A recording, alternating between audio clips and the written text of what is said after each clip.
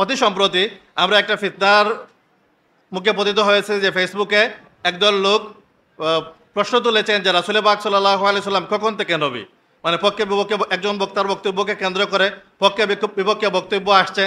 এ বিষয়ে তিরমিজি শরীফে যে হাদিস আছে, হাদিস হলো আবু হুরায়রা রাদিয়াল্লাহু থেকে বর্ণিত। তিনি বলেন যে সাহাবায়ে কেরাম রাদিয়াল্লাহু তাআলা জিজ্ঞাসা করলেন, ইয়া রাসূলুল্লাহ মাতা কুনতা নাবিয়্যা, অথবা অন্য বর্ণায় আছে ইয়া রাসূলুল্লাহ মাতা ওয়াজাবাত লাকা নুবুওয়া, ইয়া রাসূলুল্লাহ আপনার নবুয়ত কখন সাবিত হয়েছে।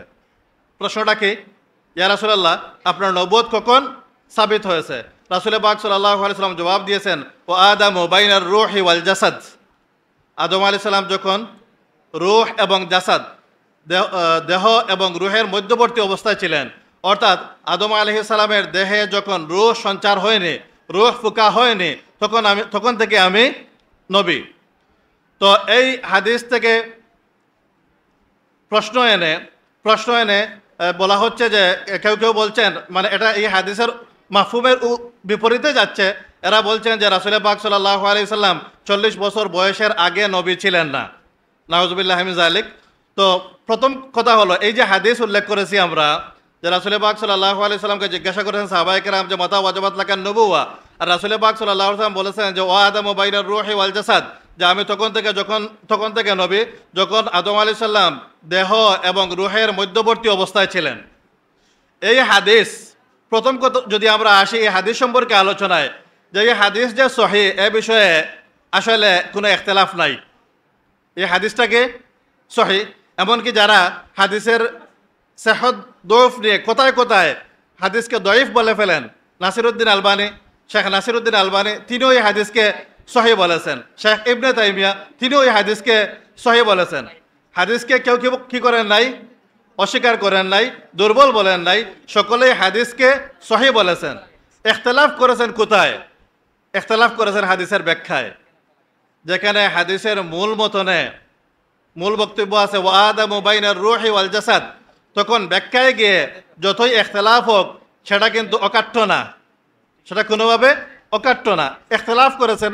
এক্ষেত্রে আমাদের সলফে সালেহীন এক বড় দলের অভিমত হলো রাসূল পাক সাল্লাল্লাহু আলাইহি ওয়াসাল্লাম তখন থেকে নবী যখন আদম আলাইহিস সালাম দেহ এবং রুহের মধ্যবর্তী অবস্থায় ছিলেন, এবং তারা এক্ষেত্রে এই হাদিসকে দলিল হিসেবে পেশ করেন।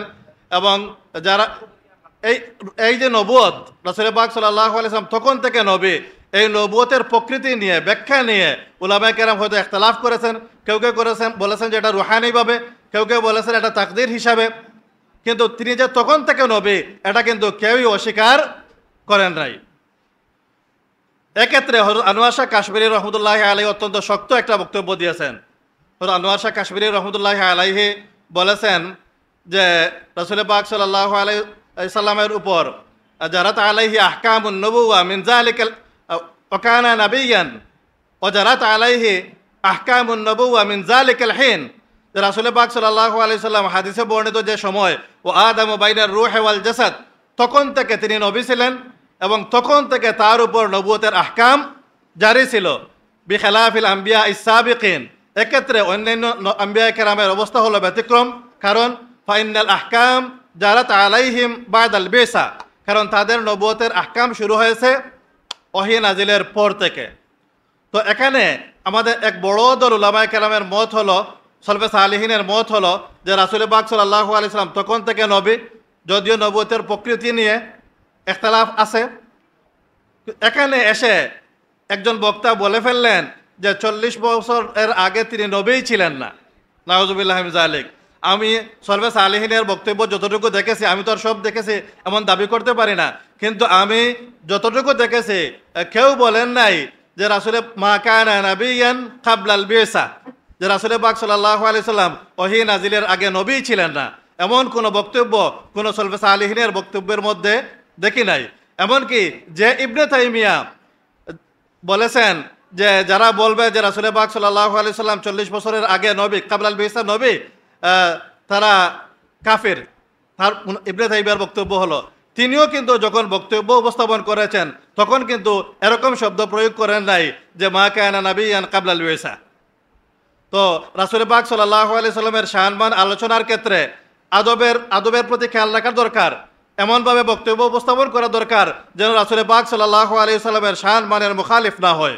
তো আমরা বর্তমান সময়ে একদল আলেম পাচ্ছি অনলাইনে, যারা সরাসরি কোনো হাদিস পেলে, কোনো বক্তব্য পেলে বা নিজেদের গণনার কোনো বক্তব্য পেলে সে বক্তব্যটাকেই অকাঠ্য মনে করেন এবং এটাকে অকাঠ্য মনে করে এমন বক্তব্য দেন যেটা ইসলামের মৌলিক শিক্ষার বিরুদ্ধে চলে যায়, যেটা আমাদের সলফে সালেহিনের আকীদার বিপক্ষে চলে যায়, আমাদের সলফে সালেহিনের বক্তব্যের বিপক্ষে চলে যায়। এরকম ক্ষেত্রে আমাদের সতর্কতা অবলম্বন করা দরকার।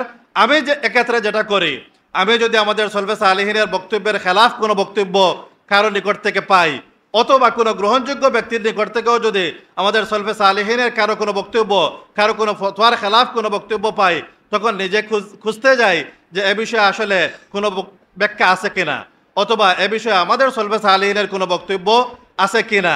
যদি আমাদের সলফে সালেহিন কোনো বক্তব্য দিয়ে থাকেন বা আমাদের পূর্বসূরীরা কোনো ফতোয়া দিয়ে থাকেন, সেটা কিসের ভিত্তিতে দিয়েছেন সেটা আমি খুঁজি।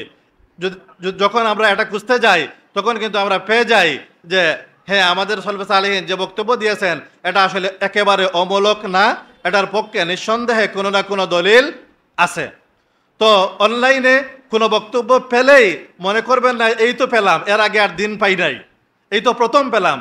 আমাদের বক্তারা যখন বক্তব্য উপস্থাপন করেন তখন তাদের বক্তব্য থেকেও তারা এমনভাবে উপস্থাপন করেন যে তারা তুলে ধরেন যে তার আগে হয়তো বা কেউ এরকম আর বুঝেনি নাই, তিনি যে দলিল পেয়েছেন এই দলিল হয়তো এর আগে আর কেউ পান নাই। তাদের বক্তব্যের ভঙ্গিটা এমন থাকে।